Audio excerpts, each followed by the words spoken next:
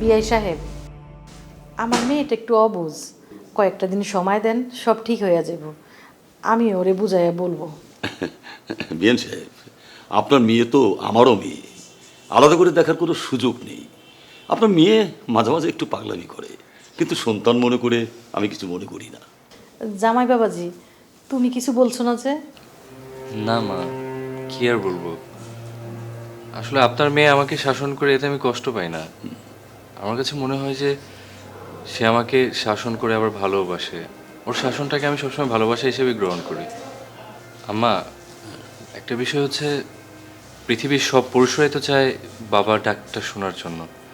আপনার মেয়েরও নিশ্চয়ই মা ডাক শোনার ইচ্ছে জাগবে, তাই না? বাবা, আমার মনে হয় কি কবিরাজ দেখালে সব ঠিক হয়ে যাইব। আম্মা, আপনি এটা কি বলতেছেন? আপনার মেয়ে ফকির কবিরাজ এগুলো কিছু বিশ্বাস করবে না। আপনি তো জানেন যে সে পড়াশোনায় একটু লেভেন্ডিস ছিল। আর ও ফকির কবিরাজ পানি পড়া এগুলো কিচ্ছু বিশ্বাস করে না। আমি চিন্তা করছি তাকে সাইকিয়াট্রিস্ট দেখাবো। আর তাছাড়া আপনার মেয়ে, আপনি যদি চান আপনিও দেখাতে পারেন।